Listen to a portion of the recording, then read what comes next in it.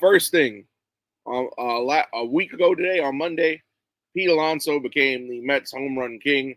Of course, the record that was held for 37 years by Darryl Strawberry, 252 home runs, was broken by Pete Alonso. And not only was it broken, but Pete Alonso did it with emphasis. He hit 253, and then later in the same game against the Atlanta Braves, hit number 254. I've said it again. Pete Alonso is a tremendous talent.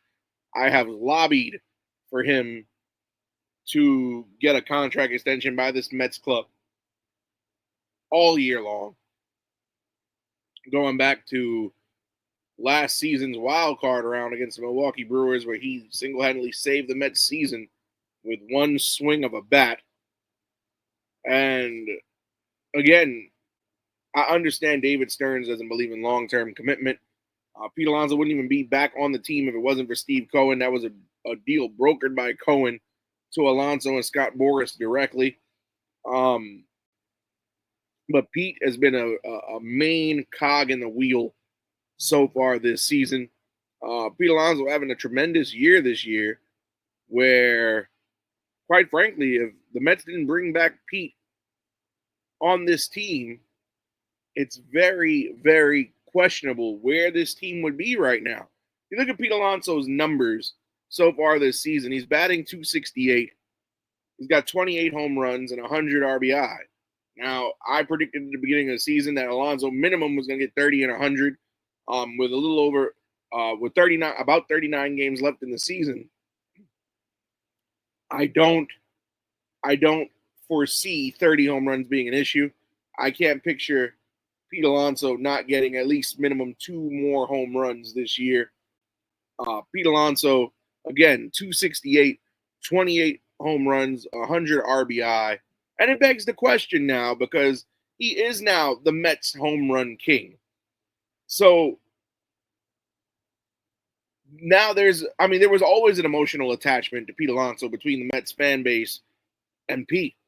But the thing about this particular situation, it was clear that a lot of Met fans were prepared to be heartbroken in the offseason when it looked like Pete Alonso was not gonna be here again. A lot of Met fans were voicing their frustrations. A lot of Met fans, including myself, were scared. And then you have a different portion of the fan base that said, "Oh, well, if we don't stick with Pete, Mark Vientos can go play first base, or we'll chase Vladimir Guerrero Jr., who's going to be a free agent in the offseason." Well, Vientos no longer an option at first base because he's played first a couple of games this year. He played first one game this year, and he proved defensively that he was inept. And his bat has cooled off significantly than the bat he had last season. And in the middle of this season, the Blue Jays locked up Vladimir Guerrero Jr. So, Pete Alonso, if he opts out, which he should, based on the tremendous season he's having, because he was given a 2-year deal with a player opt out after the first year, it would be a huge mistake to let Pete Alonso go. For a variety of reasons. Number one, again, he is your all-time home run leader. That's a very sentimental thing, being the all-time home runs leader on a ball club, which by the way, and we're going to get into this in a second, 250 home runs with the same team. Not many guys have done that.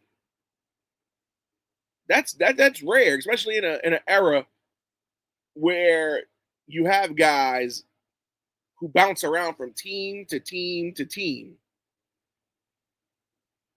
So to do it all with one team. 254 home runs with one club in 7 years is not bad. Not bad at all.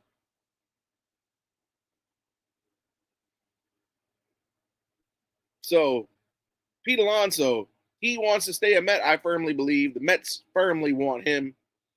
The fan base, I should say, wants him. Now, Pete does understand it's a business, because when he's asked about his upcoming, what he's going to do, whether he's going to opt out or stay in. He said it is a business. It is a business. So Pete Alonso knows the reality that he may not be brought back.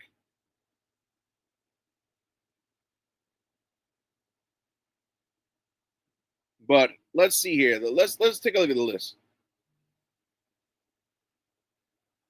Guys who have hit at least minimum 250 home runs with one team. Hank Aaron, Willie Mays. Hank Aaron did it with the Braves, obviously. Willie Mays with the New York Giants / San Francisco Giants. Harmon Killebrew did it with the Twins. Mike Schmidt did it with the Phillies. Jeff Bagwell with the Houston Astros. Todd Helton with the Colorado Rockies. And Cal Ripken Jr. with the Baltimore Orioles. Ken Griffey Jr., 417 with the Seattle Mariners. George Brett hit 317 with the Kansas City Royals. So,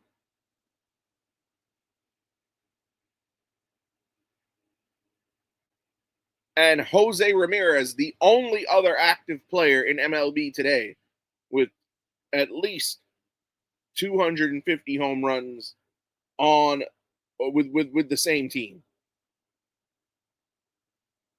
So there you have it. Only one other active player in the league has done it, and these guys. And this is a heck of a list here. You're joining Hank Aaron, Willie Mays, Harmon Killebrew, Mike Schmidt, Ken Griffey Jr., Jeff Bagwell, Todd Helton, Cal Ripken, and George Brett. Hall of Fame players.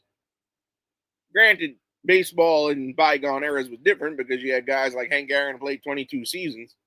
And it's crazy because Hank Aaron finished his career with the Milwaukee Brewers, but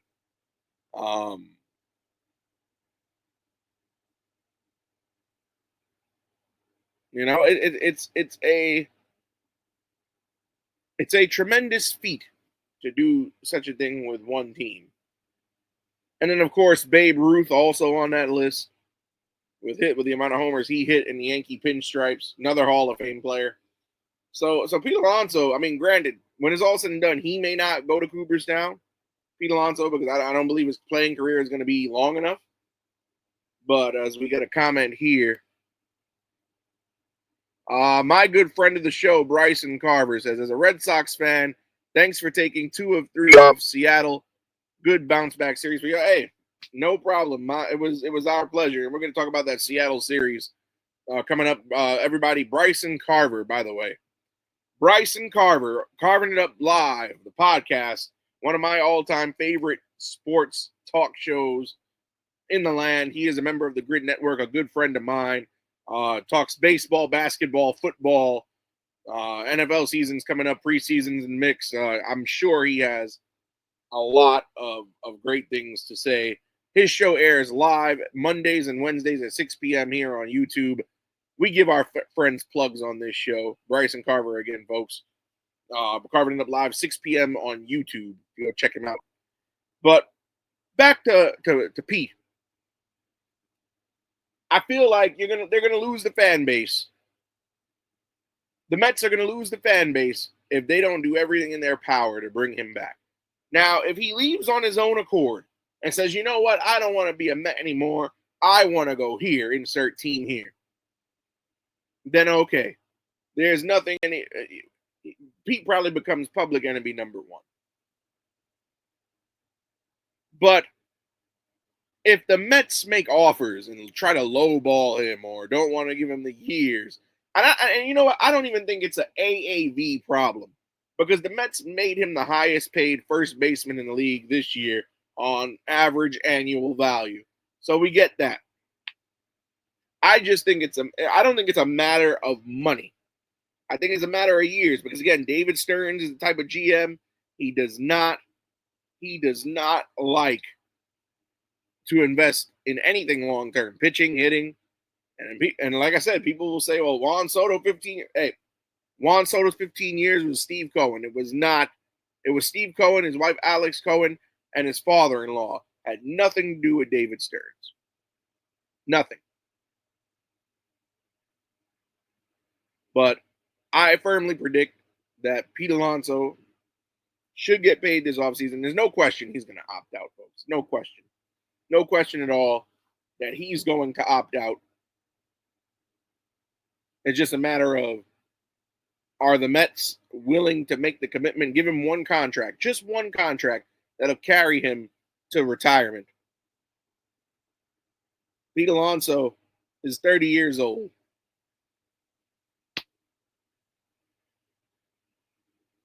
He'll be 31 by the time the winter meetings comes around because his birthday is December 7th. At that point, 31 years old, give him a 6-year deal, 7-year deal, carry him to 37, 38, give him the contract he can retire on, and he'll be a Met for the rest of his career. He will retire a Met. His number 20 will hang up next to Keith Hernandez, Darryl Strawberry, Doc Gooden, David Wright, Gil Hodges, Casey Stengel, Willie Mays, Jackie Robinson, Tom Seaver, Mike Piazza, and Jerry Koosman. It's the right thing to do. Because if you let Pete walk, and Pete, I would say rest of the season, he's a 34 and 110 guy. How many guys in the league do you see 34 home runs, 110 RBIs, and mind you, he gets 100 and he gets 100 RBIs or close to it pretty regularly for his career. You take a look at Pete Alonso's career numbers. 2019, his rookie year, where he broke the rookie home run record. He beat Aaron Judge, by the way. 120 RBIs. We're not talking about 2020. That's the COVID season. It was only 60 games. 2021, bit of a he had 94 RBIs, so close to 100. 2022, 131. 2023, 118. The off year last year, where he was still an all-star, by the way, 88. And he's sitting on an even 100.